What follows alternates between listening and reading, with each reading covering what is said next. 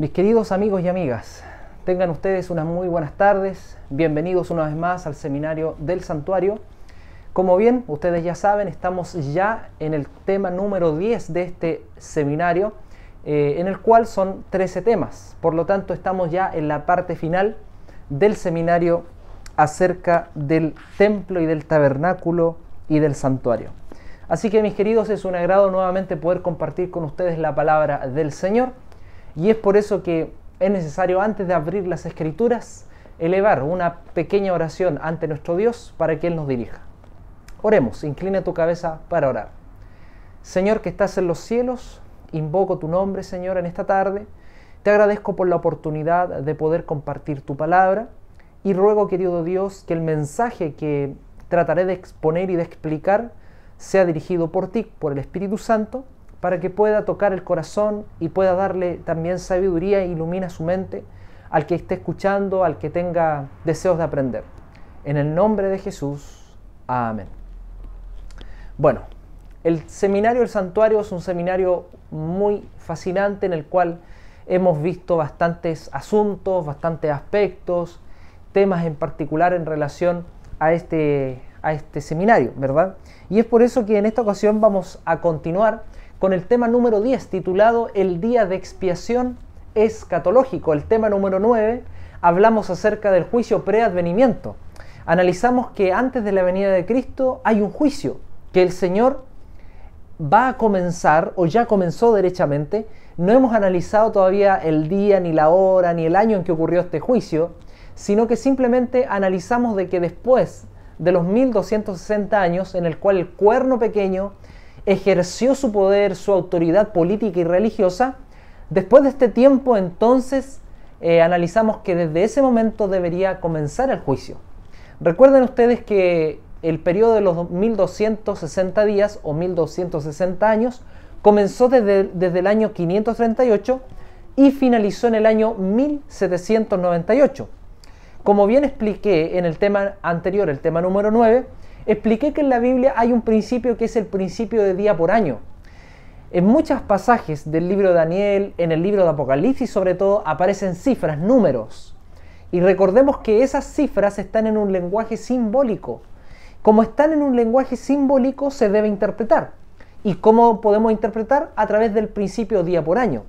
Es decir, si en el texto dice hasta 1260 días, o tiempos y la mitad de un tiempo, podemos interpretar esa cifra a un periodo de años. Recordarles también que el tiempo en el calendario judío eran 360 días. A diferencia de nuestro calendario anual, que es de 365 días, en el calendario judío es de 360 días. Por lo tanto, un tiempo eran 360 días. Tiempos eran 2 años, es decir, 720 días, y medio tiempo eran 180 días. Si sumamos un tiempo, 2 tiempos y medio tiempo, llegamos a un total de 1260 días. Pero cuando nosotros vamos a los registros históricos, no encontramos una similitud, una concordancia en relación a que durante ese periodo literal de 1260 días, el cuerno pequeño, que dicho sea de paso sabemos que Roma actuó. La Roma imperial y después la Roma pasando a ser papal duró mucho tiempo, más que 1260 días, más que 3 años y medio. El imperio romano duró siglos. Y cuando nosotros analizamos el principio día por año que aparece en Números 14:34, después más adelante lo vamos a leer. Pero cuando nosotros vemos ese versículo y vemos también el de Ezequiel, nos damos cuenta que en realidad 1260 días es muy poco para la obra que hizo el cuerno pequeño, porque el cuerno pequeño ejerció una obra durante siglos. Y cuando nosotros interpretamos 1260 días por 1260 años, llegamos a la conclusión que efectivamente el cuerno pequeño ejerció una influencia religiosa y política durante ese periodo. Y ahí podemos ir a la historia y podemos comprender que este periodo abarca desde el año 538 hasta el año 1798, perdón.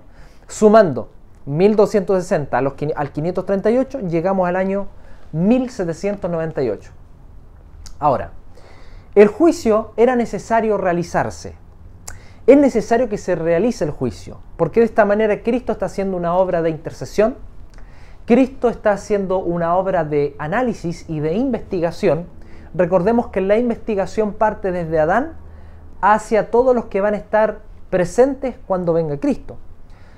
Primeramente el juicio parte por la casa de Dios, por la iglesia. ¿Y por qué parte desde Adán? Bueno, yo les expliqué el tema anterior, que parte porque ellos cometieron el primer pecado y ese día el Señor, nuestro Dios, tuvo que hacer un sacrificio en favor de ellos. Tuvo que sacrificar a un animal, derramar su sangre, y es por eso que los vistió de túnicas de pieles. Por lo tanto, desde ese momento, algo tenía que sustituir el pecado, algo tenía que expiar el pecado. Y eso algo era a través de animales. Por lo tanto, la investigación que está realizando el Señor en el santuario celestial parte desde Adán, porque desde ese momento se derramó sangre. Y como parte desde Adán, entonces su nombre fueron registrados en los libros del cielo. Ya analizamos también que hay libros en los cielos. Está el libro de la vida, está el libro de la muerte, también está el libro de las memorias. Hay libros registrados en los cielos y allí están los nombres de los que, si fueron fieles a Jesús, si aceptaron a Cristo como su Salvador, si se bautizaron y vivieron una vida con Él, entonces su nombre fue registrado en el libro de la vida. Pero si esa persona no aceptó a Cristo, no vivió con el Señor, nunca se arrepintió, y llegó el día de su muerte y no lo hizo, no se arrepintió, su nombre va a estar escrito en el libro de la muerte. Y si esa persona fue fiel al Señor, su nombre fue inscrito en el libro de la vida y también hizo buenas obras, porque es lógico que si yo sigo a Jesús, también haré buenas obras. Por lo tanto, también hay un libro que se llama el libro de las memorias, donde están las buenas obras de los hijos de Dios. Entonces, el juicio comienza desde Adán. Y están allí analizando los nombres. Y posiblemente estén analizando los nombres de los que están vivos. Posiblemente estén analizando mi nombre, etc. Pero como yo les dije el estudio anterior, no debemos esmerarnos ni preocuparnos en que si mi nombre está siendo analizado en los cielos. Debemos esmerarnos y preocuparnos por nuestra salvación. Porque si nosotros no nos preocupamos por nuestra salvación, entonces no vamos a ver al Señor cuando Él nos lleve a los cielos y vamos a ver el paraíso. No vamos a tener la oportunidad de estar con el Señor, con los profetas que murieron creyendo en el Señor. No vamos a tener la oportunidad de estar en las mansiones prometidas que el Señor prometió a sus hijos. No vamos a tener la oportunidad de ver aquellas cosas que ojo nunca vio, ni oído nunca oyó. Por lo tanto, el Señor sí está haciendo un juicio para finalmente vindicar al pueblo de Dios. Es necesaria la investigación para que cuando venga el juicio final, cuando venga el Señor y venga a hacer la sentencia en la segunda venida, entonces los injustos verán por sus propios ojos que los justos fueron salvos y redimidos porque ellos hicieron la voluntad del Señor. Ahora, si bien es cierto ese juicio comienza después de 1798, todavía no hemos visto qué año exactamente comienza el juicio. Lo que estoy tratando de explicar es que desde 1798 en algún momento comienza este juicio, comienza el Señor a hacer un juicio investigador en preparación para la segunda venida de Cristo. Este juicio debe terminar, mis queridos y mis queridas. Y cuando termine este juicio, entonces la Biblia dice que los justos serán sellados para vida eterna y estarán ya purificados y limpios. Y cuando venga el Señor en las nubes de los cielos, los justos van a estar sellados y serán transformados para vivir sin pecado. Y los muertos van a resucitar sin pecado. Porque el apóstol Pablo dice que serán resucitados incorruptiblemente. Por ende, mis queridos amigos, así como en el día de la expiación terrenal que se hacía una vez al año, cuando los israelitas estaban en el desierto, y al final de ese día todo se purificaba, los pecados del pueblo, los pecados del santuario, todo se purificaba. De la misma manera, cuando venga Cristo en las nubes de los cielos y venga a buscar a su pueblo, todos ellos también serán purificados. Seremos personas santas y sin pecado. Pero antes de iniciar el tema 10, necesitaba por lo menos hacer un resumen del tema número 9, porque seguramente tienes alguna inquietud, ¿Tienes alguna pregunta? Si tú tienes alguna pregunta, alguna inquietud, recuerda escribir más abajo en los comentarios y allí vamos a estar respondiendo.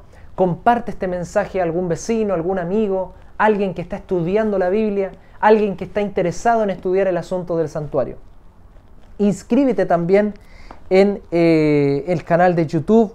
Suscríbete, ese es el nombre correcto. Suscríbete a este canal y así podrás recibir los mensajes del seminario.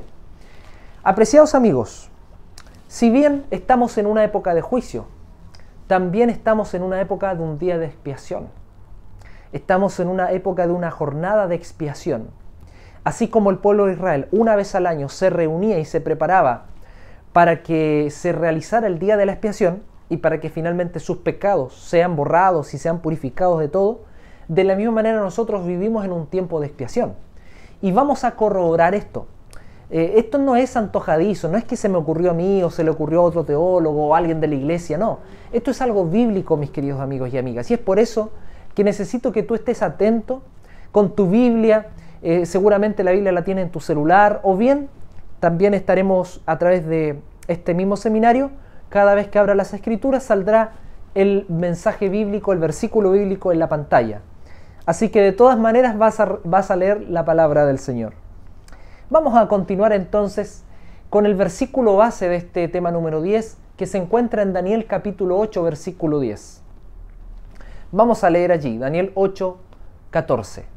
Capítulo 8, versículo 14. Y él dijo: hasta 2300 tardes y mañanas, luego el santuario será purificado. Alabado sea el Señor. Vemos entonces acá que el profeta Daniel estaba en sus oraciones diarias hasta que el ángel se le acercó a Daniel. Y el ángel le dijo a Daniel lo que iba a suceder en los próximos años. Porque la visión que le dio el ángel a Daniel es una visión bastante larga, es para muchos años. Lo que no entendió Daniel en el capítulo 7, entonces de alguna otra manera lo fue entendiendo en el capítulo 8 y más aún en el capítulo 9. Si bien es cierto, en el capítulo 8 el ángel le revela una visión, le muestra una visión, pero aún así Daniel queda consternado y no entiende la visión. Y este versículo es muy importante, mis queridos amigos y amigas, porque este versículo nos da a entender cuándo comienza exactamente, en qué año, el juicio investigador. Muy bien, aquí hay un panorama de interpretación profética entre Daniel capítulo 7 y Daniel capítulo 8. Como ustedes pueden ver allí en pantalla, pueden ver en primer lugar que en Daniel capítulo 7 está el león. Está el león. Y el león sabemos que bajo la interpretación, como ya lo estudiamos en el tema anterior, se interpreta como Babilonia. Pero sin embargo en el capítulo 8 de Daniel no está el león. ¿Ya? Ahora, en Daniel capítulo 7 aparece la bestia del oso. Sabemos que la bestia del oso representa Medo-Persia. Recuerden que la bestia del oso se movía de un lado hacia el otro y tenía 3 costillas. En Daniel capítulo 8 no aparece la figura del oso, sino que aparece la figura del carnero de 2 cuernos. ¿Y por qué tenía 2 cuernos este carnero? Porque uno era Medo y el otro era Persia. Recordemos que el imperio persa era más grande que el de Medo. Por eso se movía de un lado hacia el otro, se inclinaba más hacia un lado que hacia el otro el oso. Ahora, en Daniel capítulo 7 se muestra también la imagen del leopardo, que tenía 4 alas. Y en Daniel capítulo 8 no aparece la figura del leopardo, sino que aparece la figura del macho cabrío. El macho cabrío con un solo cuerno destruyó al carnero. Y los interpretadores bíblicos creen que el macho cabrío que tenía este cuerno era Alejandro Magno, que conquistó y avasalló completamente los territorios y sobre todo conquistó a los medos y los persas. Recordemos que Alejandro Magno representaba al imperio de Greco-Macedonia, o mejor dicho, al imperio de Grecia. Muy bien. En Daniel capítulo 7, después del leopardo, aparece otra bestia más, que es una cuarta bestia, espantosa y terrible, por lo que dice el profeta Daniel. Ahora, en Daniel capítulo 8 no aparece literalmente esta cuarta bestia. tal como lo indica el capítulo 7. Pero sí aparece la figura del cuerno pequeño. Muy bien. Y luego en Daniel 7 aparece nuevamente la figura del cuerno pequeño, pero en Daniel capítulo 8 ya está mencionada la figura del cuerno pequeño. Ahora bien, la cuarta bestia simboliza a la Roma imperial. La Roma imperial venció al imperio de Grecia, los aniquiló, los destruyó, los aplastó, etc. Y ellos comenzaron a actuar después del imperio greco-macedónico, pero como bien les mencioné, la Roma imperial se dividió y fue, por decirlo así, no sé si destruida completamente, pero se dividió, se sometió a las tribus bárbaras en el año 476 después de Cristo. Y luego de este periodo, en el año 538 después de Cristo, el obispo de Roma recibe la autorización para ejercer su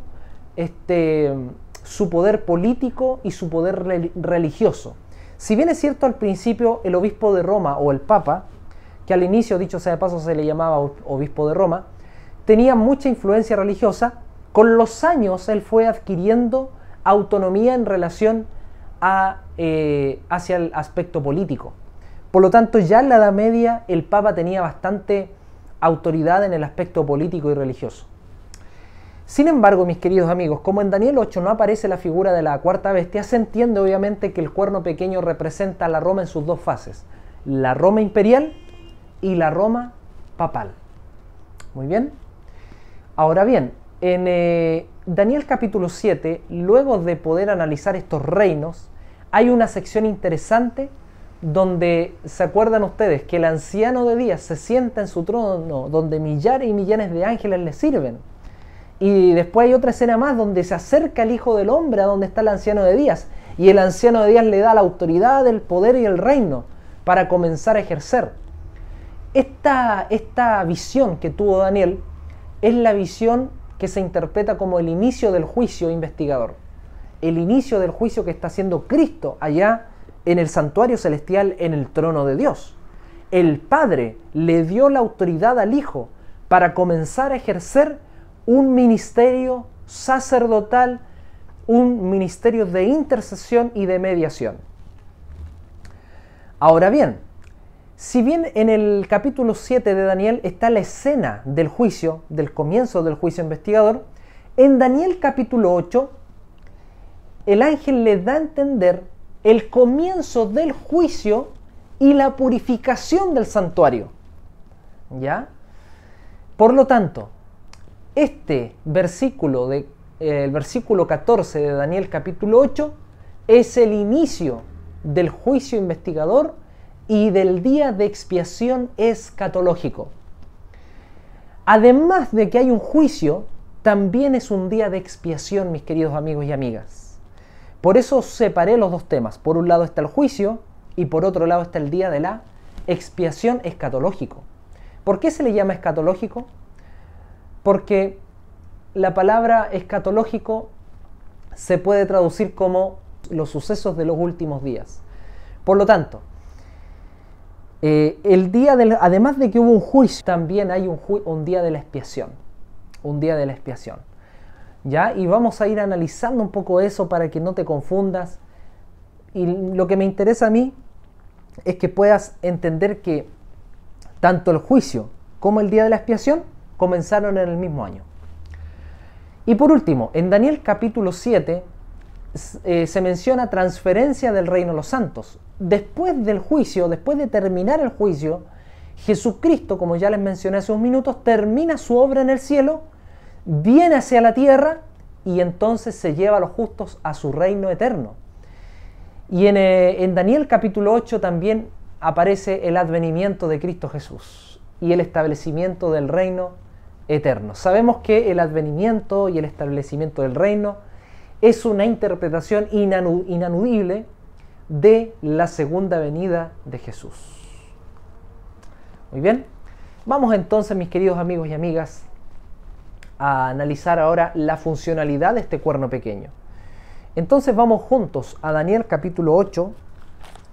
Daniel capítulo 8 y vamos a leer allí desde el versículo 9 al 14.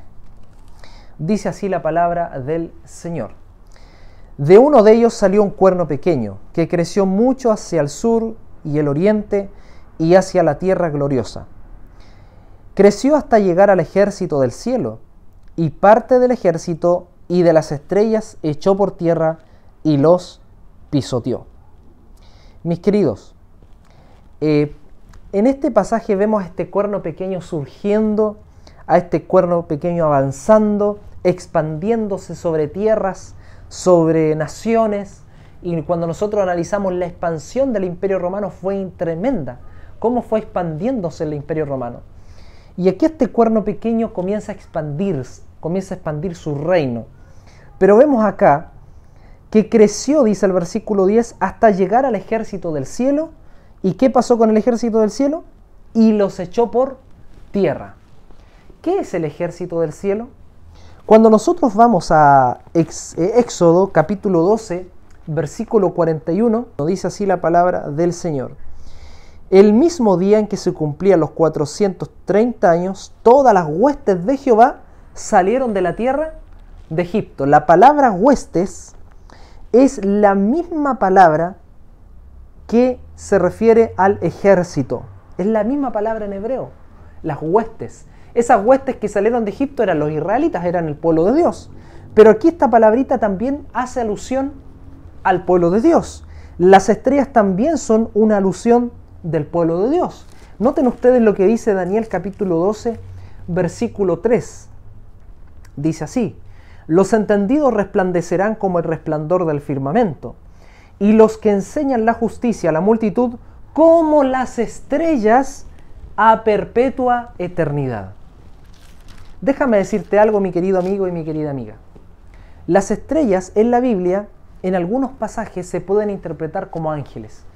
Pero en este pasaje, la interpretación de que sea el pueblo de Dios es más cercano y más certero a que sean ángeles. Muy bien.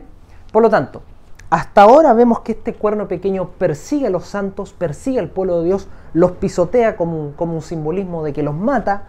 Y cuando nosotros vamos a la historia, efectivamente este cuerno pequeño mató y persiguió a los hijos de Dios y echó por tierra, dice, echó por tierra la verdad. Vamos al versículo 11. Aún se engrandeció frente al príncipe de los ejércitos. ¿Quién es el príncipe de los ejércitos? Vamos al capítulo 9 de Daniel, versículo 25. Dice así la palabra de Dios. Sabe pues y entiende que desde la salida de la orden para restaurar y edificar a Jerusalén hasta el Mesías príncipe habrá 7 semanas y 62 semanas se volverán a edificar la plaza y el muro en tiempos angustiosos. El príncipe de los ejércitos que aparece aquí y también aparece en otros pasajes, por ejemplo, a ver si lo encontramos, Daniel capítulo 10, versículo 21, al final del versículo dice: sino Miguel, vuestro príncipe. Miguel es Jesucristo. Miguel significa quien como Dios. Y Miguel aparece tanto en Daniel, en Judas y en Apocalipsis. Daniel es el jefe de los ángeles. Perdón, Miguel es el jefe de los ángeles. Y Miguel va adelante de los ángeles. Y Miguel también es príncipe nuestro príncipe, el que va adelante de nosotros. Pero ¿qué hizo este cuerno pequeño? De acuerdo al versículo 11 de Daniel capítulo 8, con el príncipe, dice que se engrandeció frente al príncipe de los ejércitos. Por él fue quitado el sacrificio continuo y el lugar de su santuario fue echado por tierra. A ver, vamos a tratar de entender esto. En el tiempo del cuerno pequeño, estamos hablando en el tiempo de la Roma papal, que es del 538 hacia adelante. ¿Jesucristo estaba en esta tierra? No. ¿Jesucristo estaba ¿dónde? En el cielo. Ya había muerto en la cruz hace varios años atrás y había subido a los cielos. ¿En qué parte del cielo estaba Cristo al momento en que el cuerno pequeño comenzó a actuar en este mundo? En el santuario celestial. Y Cristo, dicho sea de paso, sigue allí en el santuario celestial. Pero cuando el cuerno pequeño ejerció su función, su función de destruir, su función de perseguir a los santos, su función de echar por tierra la verdad, ¿qué hizo con Jesús? el versículo dice que se engrandeció frente al príncipe de los ejércitos, es decir, a Jesús. Y dice que fue quitado el sacrificio continuo. ¿Qué es el sacrificio continuo? Bueno, para entender esa frase, primero debemos entender el servicio del tabernáculo terrenal. Porque en el Antiguo Testamento los sacerdotes sacrificaban animales o el pueblo llevaba ofrendas al santuario, y esas ofrendas se quemaban mañana y tarde. Esa acción de sacrificar mañana y tarde se le llama continuo sacrificio. Pero, como ustedes ya saben, Jesucristo está en el cielo y está en el santuario. Y allí el Señor está haciendo una obra de continuo sacrificio. Así como los animales eran sacrificados mañana y tarde, de la misma manera el Señor está haciendo su obra allá en el cielo, presentando su propio sacrificio todos los días para salvar al pecador y para perdonar sus pecados.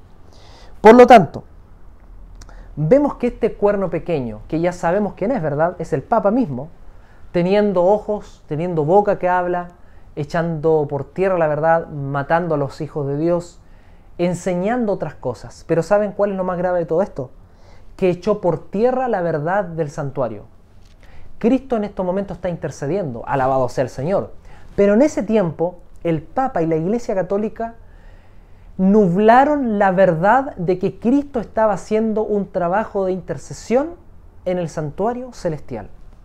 Y comenzaron a enseñar dogmas y enseñar prácticas que eran contrarias a la palabra de Dios. Una de ellas era la penitencia, otra de ellas era el confesiatorio, otra de ellas era la veneración a imágenes. ¿Y por qué? Déjenme decirles por qué ellos comenzaron a enseñar estas cosas. Ellos creen de que son la autoridad de Cristo acá en la tierra. Y hay un libro que se llama el Catecismo, y en ese libro están todas las doctrinas que enseña la Iglesia Católica. Pero el Catecismo fue una interpretación o fue un desarrollo de enseñanzas de los padres de la Iglesia del siglo III y del siglo IV después de Cristo. Por lo tanto, el Catecismo es la regla de fe y de autoridad eclesiástica y religiosa y litúrgica de los católicos. Así que, mis queridos amigos, vemos acá algo fascinante. El pueblo estaba siendo engañado, porque ¿quién es el único mediador entre el Padre y los hombres? Jesucristo. ¿A quién debemos confesarnos? ¿Ante el cura o ante Jesús? Ante Jesús. Por lo tanto, esa verdad se echó por tierra y se enseñó de que era necesario confesarse ante el sacerdote. Mis queridos amigos, yo no estoy mintiendo. Esto ocurrió en la historia. Y tristemente vimos cómo tantos mártires murieron porque estudiaron la Biblia, predicaron la verdad y producto de eso murieron por predicar el Evangelio. Versículo 12. A causa de la prevaricación le fue entregado el ejército junto con el sacrificio continuo, echó por tierra la verdad e hizo cuanto quiso y prosperó. Mis queridos amigos, él hizo cuanto quiso y echó por tierra la verdad. Sabemos que la mayor verdad de todas era que Cristo estaba en el santuario intercediendo, ofreciendo su salvación, que era por la fe de Jesús, en la fe que le tenía en aquel que se estaba arrepintiendo. Pero ahora ellos comenzaron a enseñar que la fe no era ellos comenzaron a enseñar que la salvación no era por la fe, sino que la salvación era por las obras. Entre más penitencias hacías, más posibilidades tenías de recibir el perdón y la salvación. Así que, mis queridos amigos y amigas, fueron muchas las enseñanzas que eran contrarias a la palabra de Dios. Pero como les digo, una de las peores enseñanzas y que definitivamente echaron por tierra todo lo que el Señor Jesús nos dejó en su palabra, fue la enseñanza de la salvación por las obras y fue la enseñanza también del confesiatorio. Muy bien, ahora vamos al versículo 23 de Daniel capítulo 8, dice así la palabra de Dios. Al fin del reinado de estos, cuando los transgresores lleguen al colmo, se levantará un rey altivo de rostro y entendido en enigmas. Su poder se fortalecerá, mas no con fuerza propia. Causará grandes ruinas, prosperará, actuará arbitrariamente y destruirá a los fuertes y al pueblo de los santos. Con su sagacidad hará prosperar el engaño en su mano. En su corazón se engrandecerá y sin aviso destruirá a muchos. Se levantará contra el príncipe de los príncipes, pero será quebrantado, aunque no por mano humana.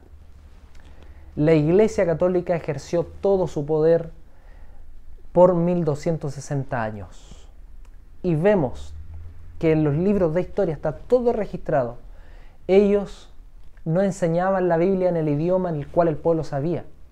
Si el pueblo, por ejemplo, sabía alemán, ellos no enseñaban la Biblia en el idioma alemán, ellos enseñaban la Biblia en el idioma latín. Y como lo enseñaban en el idioma latín, y ni siquiera una enseñanza, sino que predicaban los versículos en latín, el pueblo no entendía. Había mucho alfabetismo y durante muchos años se ocultó la verdad. Pero a pesar de que durante muchos años se ocultó la verdad, muchos fieles siguieron estudiando la palabra de Dios. El Señor les dio sabiduría, entendían las verdades y predicaban el Evangelio.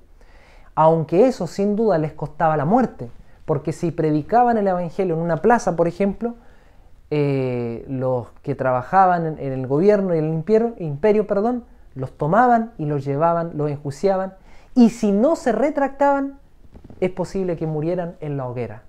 Algunos murieron de otras formas más crueles, pero eso ocurrió durante mucho tiempo. Y hasta no hace mucho, en el año 99, si no me equivoco, el Papa Pablo II, si no me equivoco, o el Papa Juan Pablo II, pidió perdón y disculpas por todas las atrocidades que se habían hecho. Desconozco si fue el Papa Juan Pablo II o fue Benedicto XVI, pero si no me equivoco fue el Papa Pablo II. Usted después en Google puede poner allí que el Papa se arrepintió de todas las crueldades y atrocidades que cometieron en el pasado con los que les llamaban ellos herejes, a los que creían en la palabra de Dios y enseñaban solo la palabra de Dios. Muy bien. Bueno, el cuerno pequeño, mis queridos amigos y amigas, como vimos en el capítulo 7 de Daniel, le sigue a el carnero, o más bien al oso, que aparece en Daniel 7, al macho cabrío, que aparece en Daniel capítulo 8, y al mismo tiempo al leopardo, que aparece en Daniel capítulo 7, y a la cuarta bestia espantosa y terrible. El cuerno pequeño viene después de estos reinos, y como viene después de estos reinos, significa obviamente que se refiere a un tiempo posterior. Mis queridos, durante siglos y durante años, muchos de los que fueron perseguidos por el Imperio Romano y por la Roma papal se preguntaron y clamaron ante el Señor: ¿hasta cuándo, Señor? ¿Hasta cuándo, Señor, seguiremos siendo perseguidos? ¿Cuándo llegará el día, Señor, en el cual podremos comenzar a predicar libremente? ¿Podremos reunirnos en los templos para adorarte? ¿Cuándo será esto, Señor? Y durante muchos años, muchas almas clamaron al Señor. Y muchas de esas almas también murieron por causa del Evangelio. Pero así como ellos preguntaron, también entre los ángeles que estaban allí presentes delante de Daniel, uno le hizo la pregunta al otro. Y vamos al versículo 13 de Daniel capítulo 8. Entonces oí hablar a un santo, y otro de los santos preguntó a aquel que hablaba: ¿hasta cuándo durará la visión del continuo sacrificio, la prevaricación asoladora y la entrega del santuario y el ejército para ser pisoteados? Es decir, uno de los ángeles le preguntó al otro: oye ángel, ¿hasta cuándo va a durar el accionar de este cuerno pequeño que pisotea la verdad, que enseña otras doctrinas que no son bíblicas, como por ejemplo la salvación por las obras, como por ejemplo la confesión? ¿Hasta cuándo va a durar la persecución incansable de los que son justos? ¿Hasta cuándo durará la mortandad de los que predican la Biblia y mueren por causa de la predicación? Eso le estaba diciendo. Y también, algo más, ¿hasta cuándo este cuerno pequeño dejará de pisotear la verdad del santuario celestial? La verdad de que Cristo está en el cielo, en el santuario celestial, intercediendo por nosotros, ofreciéndonos la salvación. Esa pregunta de un ángel, sin duda, yo creo que fue la pregunta de muchos de los que murieron por causa de Jesús en aquella época. ¿Y qué le dijo el ángel? ¿Y qué le dijo el ángel? El versículo 14 dice, hasta 2300 tardes y mañanas, luego el santuario será purificado. Aquí el ángel le respondió, ¿hasta cuándo va a durar? Bueno, va a durar hasta 2300 tardes y mañanas, y luego de eso el santuario será purificado. Vamos a detenernos un poquito más adelante en relación a este versículo y vamos a analizar frase por frase para que usted entienda perfectamente a qué se refiere este versículo.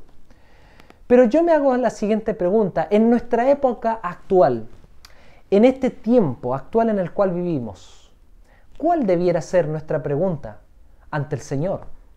Sabemos que las preguntas de muchos fieles en esa época era, ¿hasta cuándo, Señor, durará la persecución? ¿Cuándo comenzaremos a predicar libremente? Pero la pregunta que podemos hacernos nosotros hoy en día, y que muchos a lo mejor se la han hecho y se la han consultado al Señor en oración, ¿cuál debe ser? Vamos juntos a Segunda de Pedro. Segunda de Pedro, y vamos entonces al capítulo 3 de Segunda de Pedro, y vamos juntos al versículo 13. Dice así la palabra de Dios. Pero nosotros esperamos, según sus promesas, cielos nuevos y tierra nueva, en los cuales mora la justicia. Gracias a Dios, alabado sea su nombre. ¿Qué es lo que esperaba el apóstol Pedro? Según sus promesas, cielos nuevos y tierra nueva. El anhelo del apóstol Pedro, el anhelo de los otros apóstoles, el anhelo de la iglesia cristiana era esperar con gusto, con dicha, con satisfacción, con deseos, la venida gloriosa de Jesús.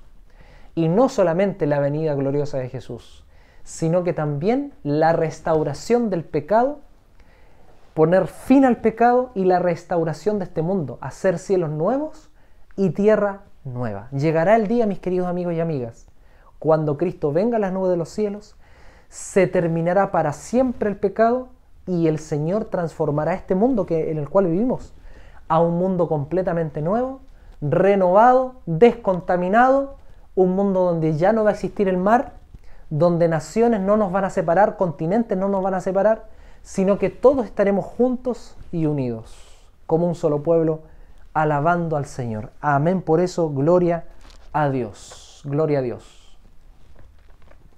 Muy bien, ya sabemos que las 2300 tardes y mañanas terminan en el año, todavía no sabemos, pero ¿qué ocurre al final de este día? ¿Qué ocurre al final de las 2300 tardes y mañanas? Volvemos entonces a Daniel. Vamos a leer, tal vez ya lo hemos leído, pero recordar que el ángel le dijo a Daniel que hasta 2300 tardes y mañanas y luego el santuario será purificado.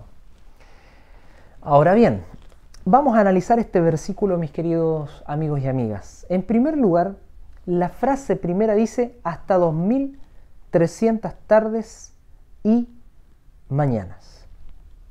La frase tardes y mañanas es una alusión que aparece en el libro de Génesis capítulo 1 y en varios versículos. Por ejemplo, yo voy a leer el versículo 5 que dice llamó a la luz día y las tinieblas llamó noche, y fue la tarde y la mañana del primer día. Y así sucesivamente, fue la tarde y la mañana del segundo día, fue la tarde y la mañana del tercer día. Esos versículos, recuerden que están en el contexto de cuando Dios creó este mundo.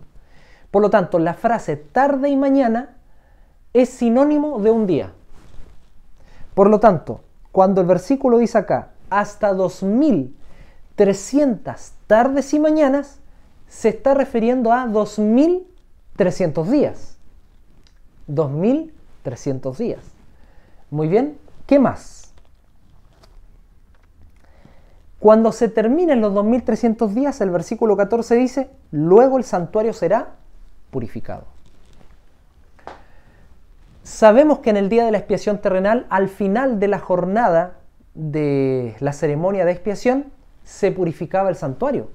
De la misma manera, en algún momento se debe purificar el santuario celestial, el santuario en el cual está el Señor. Yo lo dije al inicio, recuerdan ustedes, se purificará una vez que Cristo termine su función en el cielo. Muy bien. Ahora, la palabra purificado o restaurado implica tres significados. El primero, en un contexto de relaciones donde denota restauración. Bien, es donde hay relaciones mutuas y donde hay reconciliación o restauración. También está en el contexto de la limpieza, donde denota purificación. Es el sentido al cual nosotros podemos entender Daniel 8:14. Es decir, será purificado el santuario celestial, habrá una limpieza, ya no va a haber más pecado, se erradicará el pecado. Y tres, en el contexto legal, denota vindicación. En el contexto del versículo, los justos serán vindicados. Recordarles, mis queridos amigos y amigas, que en el juicio investigador, uno de los propósitos del Señor es vindicar a su pueblo, para que todo el mundo sepa que ellos fueron salvos porque realmente fueron hijos de Dios. Recuerden que en el cielo hay libros y todo está registrado en los libros. Muy bien. Ahora, la purificación del santuario y del pueblo ocurre en el día de expiación levítico. Ya, yo le mencioné hace unos minutos atrás, la purificación del santuario, saben ya ustedes que ocurre en el día de la expiación una vez al año, el que ocurría ahí cuando el pueblo de Israel estaba en el desierto. Por lo tanto, esta purificación que habla Daniel 8:14 no se refiere a la purificación de los israelitas de la época de Moisés. No se confunda. El versículo 14 habla de la purificación celestial, del santuario celestial. Recuerda, mis queridos amigos, y quiero ser muy enfático con esto, si tienes alguna pregunta, si tienes alguna observación, escribe más abajo en el comentario. Suscríbete a este canal, comparte este mensaje para aquel que quiera aprender más del seminario del santuario. Bueno, además de lo mencionado, hay otros argumentos sólidos en relación a de que efectivamente el santuario o la purificación del santuario celestial que aparece en el versículo 14 se puede comparar y tipificar con lo que ocurre con el día de la expiación terrenal. Por ejemplo, el cuerno pequeño actúa con rebeldía. Ya nosotros hemos visto cómo este cuerno pequeño hace guerra contra los santos, los vence y actúa con rebeldía. Muy bien. Esta frase de que actúa con rebeldía es una frase también que se aplica en el día de la expiación terrenal, en Levítico capítulo 16, versículos 16 y 21, donde el pueblo se presenta en el santuario siendo rebeldes ante el Señor. Aún con los pecados que estaban transferidos en la sangre, que estaban en el santuario terrenal, debía purificarse ese santuario, debía eliminarse la contaminación. Por lo tanto, así como el cuerno pequeño actuaba con rebeldía, el pueblo de Israel en el santuario terrenal se presentaba en el santuario con rebeldía. El cuerno pequeño se presentaba ante el lugar santísimo con rebeldía. Recordemos que el cuerno pequeño, les voy a volver a mencionar, es nada más ni nada menos que la Roma papal. Segundo, la palabra santo, en el versículo 14 es santuario, que viene de santo, ¿ya? Esta palabra santo también se aplica en Levítico capítulo 16, versículos 2, versículos 3, versículos 16, etc., en relación al santuario terrenal.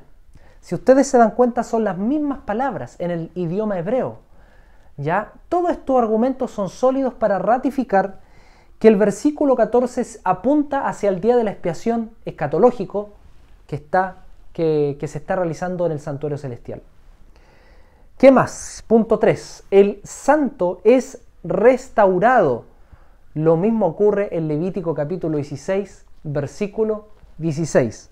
Como ustedes se dan cuenta, en el versículo 14, al final de este versículo dice, y el santuario será purificado o restaurado. También se puede traducir con esa palabra. Pero vamos a Levítico 16:16 para poder corroborar esto. Levítico capítulo 16, versículo 16 dice así la palabra de Dios. Así purificará el santuario a causa de las impurezas de los hijos de Israel, de sus rebeliones, ¿sí? ¿Se dan cuenta? Las rebeliones de los hijos de Israel y de todos sus pecados. Si ustedes se dan cuenta, mis queridos amigos y amigas, el santuario terrenal debía ser purificado. De la misma manera, el celestial tiene que ser purificado. Purificado. Vamos al punto número 4.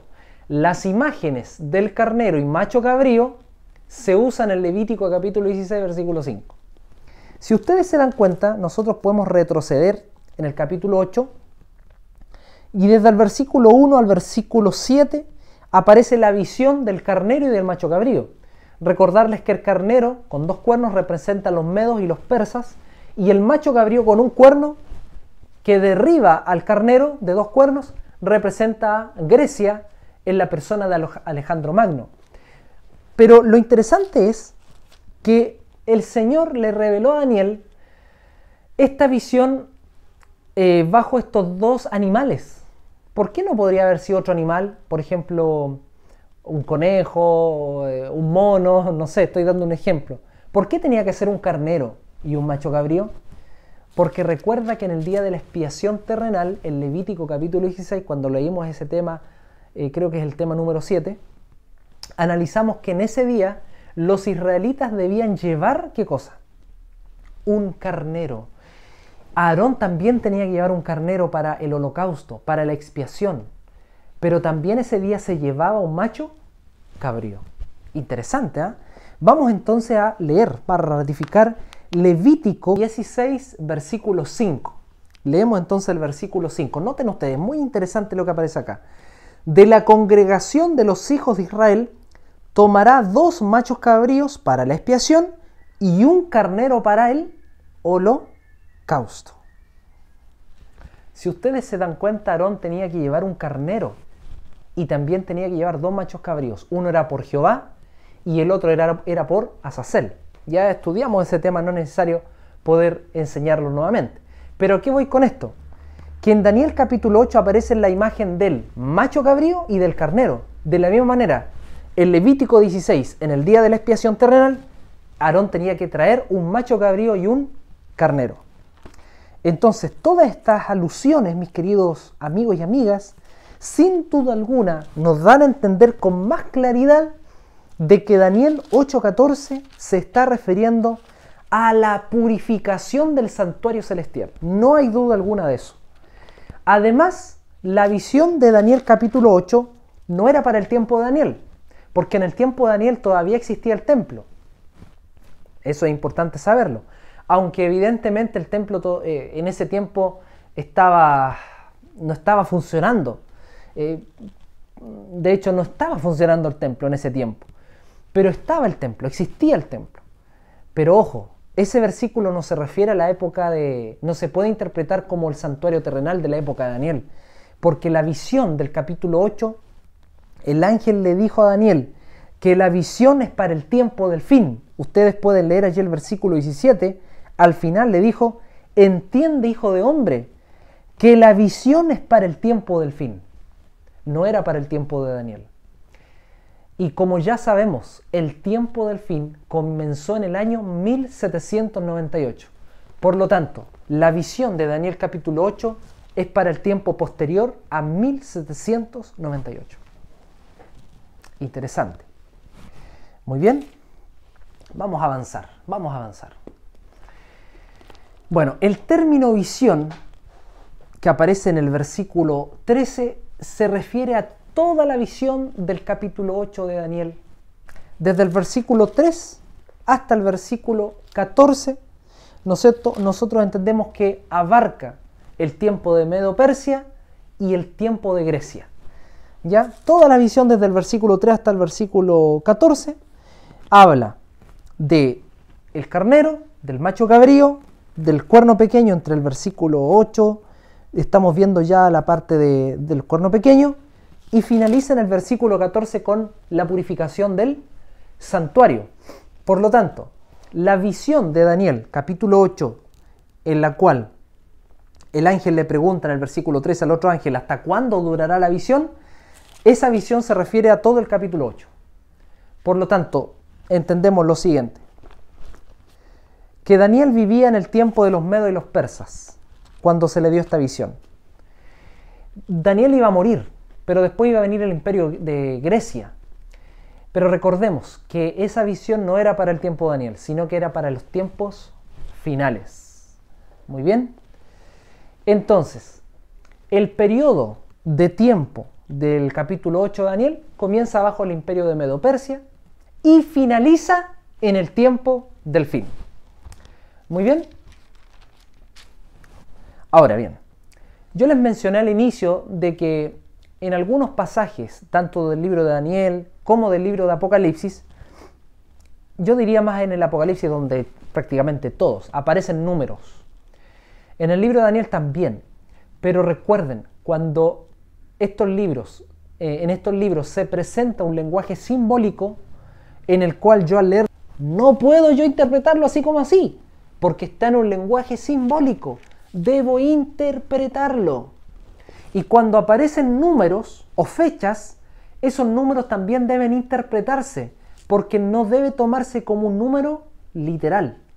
Por lo tanto, los 2300 días no son literales, así como los 1260 días en el cual el cuerno pequeño actuó. De la misma manera, los 2300 días deben ser años, Y yo les presenté que hay dos versículos claves del principio día por año. Uno está en Ezequiel capítulo 4, versículo 5, y el otro está, Ezequiel 4, 5 y 6, y el otro está en Números, capítulo 14, versículo 34. Así que vamos juntos al libro de Números, capítulo 14, versículo 34. Números 14, 34 dice así la palabra de Dios. Conforme al número de los días, de los 40 días que empleasteis en reconocer la tierra, cargaréis con vuestras iniquidades 40 años, un año por cada día. Vemos entonces acá cómo el Señor castigó al pueblo de Israel por 40 años en el desierto. Y no eran 40 días, sino que en realidad les dijo 40 años. Por lo tanto, vemos acá el principio de día por año. Para Dios, en estos pasajes, un día representa un año. Por lo tanto, 2300 días son 2300 años. Si tú tienes alguna pregunta, inquietud, por favor escribe más abajo en el comentario.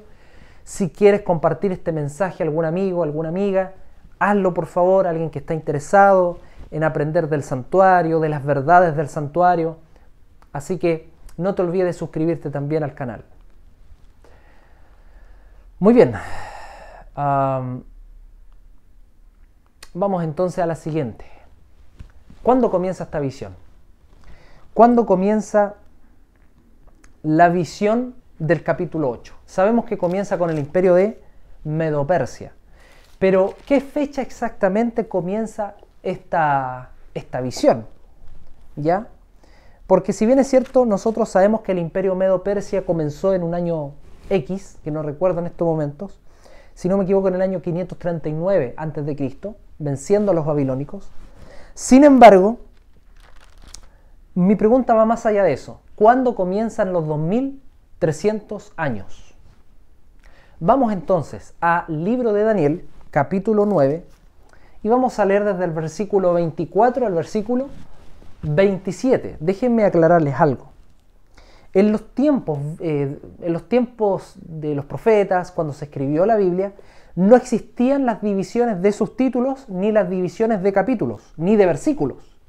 Por lo tanto, toda la escritura era de corrido nomás. Con los años, los eruditos comenzaron a dividir los versículos, a subdividir los capítulos, etc.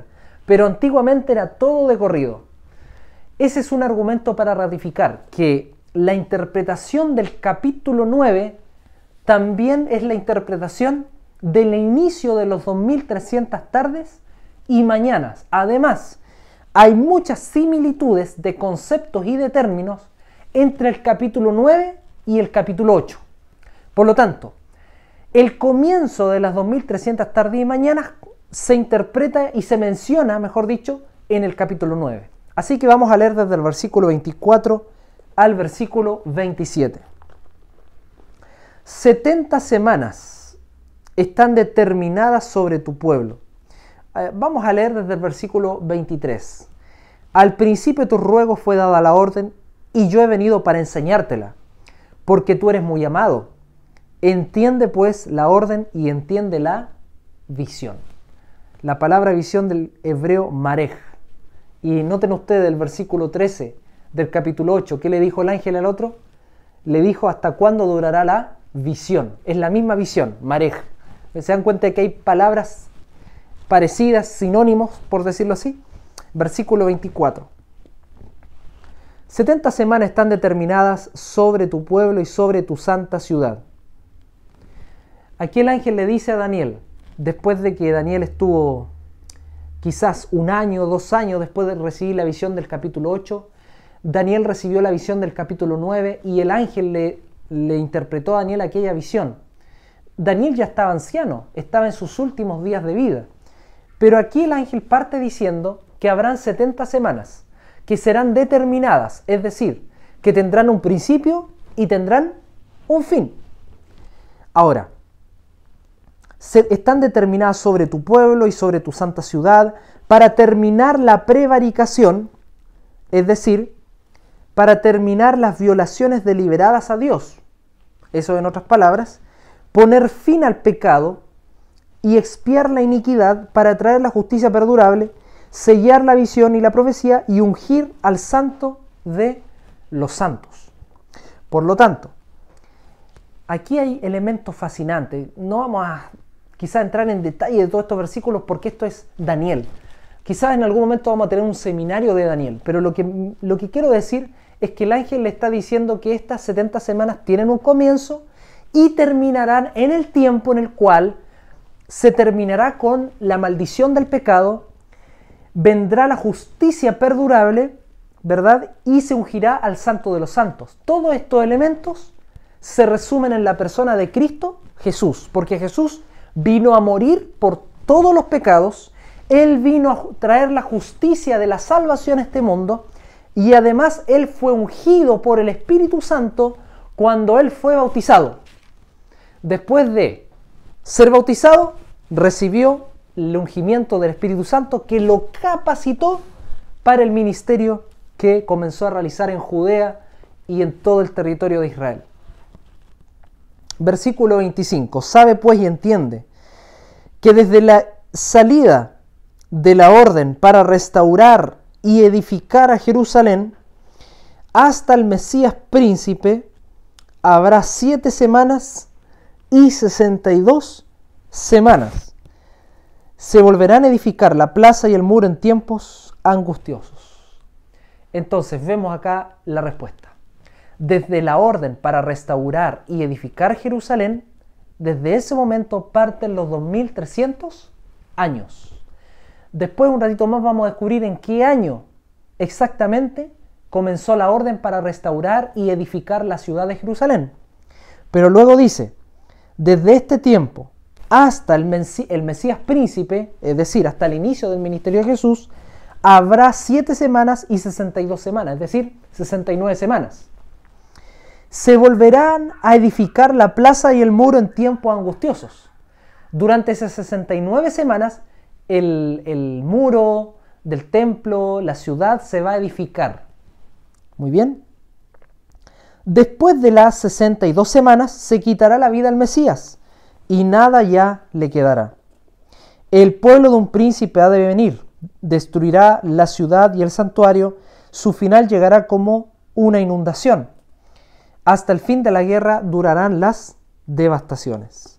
Vemos entonces que después de las 62 semanas, después del Mesías príncipe, Jesucristo iba a morir, aquí está profetizado, se quitará la vida del Mesías, dice, significa que Cristo iba a morir, y que luego vendrá un príncipe que destruirá la ciudad y el santuario, y su final llegará como la inundación. ¿A qué se refiere esto? A Roma. El general Tito, romano, en compañía de toda la hueste romana, vino a destruir el templo de Jerusalén y vino a destruir la ciudad de Jerusalén, y esta destrucción ocurrió en el año 70 después de Cristo.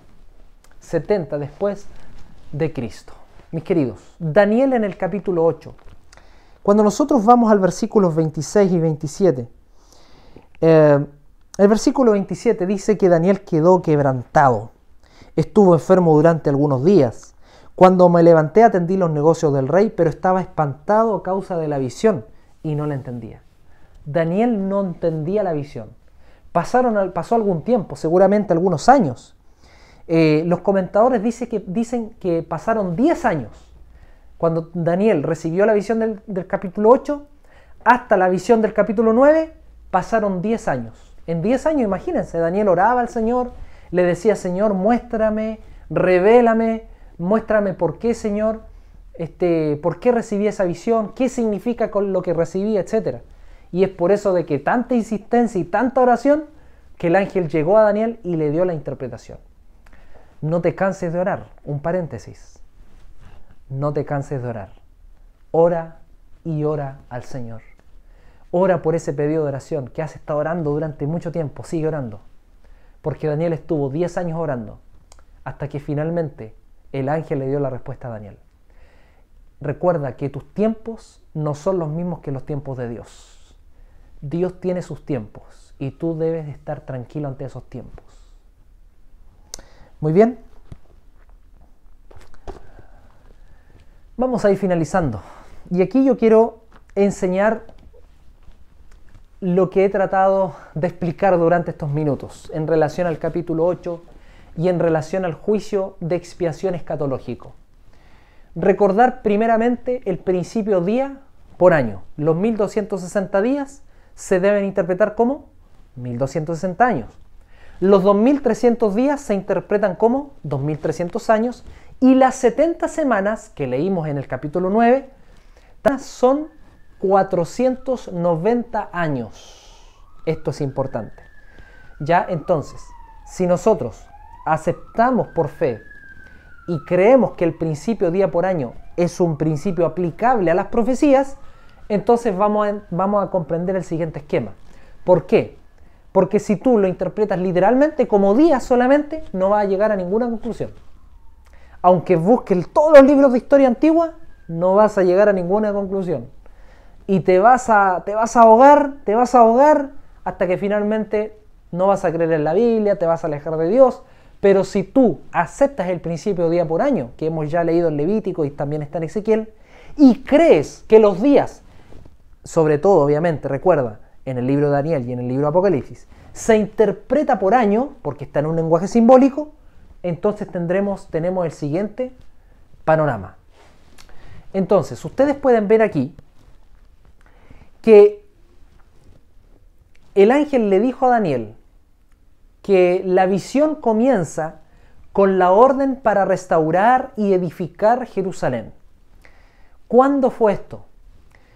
Fue cuando los judíos comenzaron a regresar de Babilonia y del imperio Medo-Persia, comenzaron a regresar a sus tierras. Y esto ocurrió en el año 457 a.C., cuando el rey Artajerjes, rey de Medo-Persia, dio la orden para restaurar y para edificar la ciudad y el templo de Jerusalén. Esto está, sin duda alguna, está escrito en la historia. Usted puede buscarlo con más tranquilidad, pero en el 457 a.C. se inicia el periodo de las 70 semanas. Pero ojo, no solamente de las 70 semanas, sino que de la mayor visión de todas, la visión de las 2300 tardes y mañanas. Por lo tanto, en el 457 comienza el periodo de las 2300 tardes y mañanas, que son en realidad 2300 años, y llegamos al año 1844. Por otro lado, las 70 semanas comienzan este mismo año y llegamos al año 34 después de Cristo. Si sumamos 457, sumamos 490 años, llegamos al año 34 después de Cristo.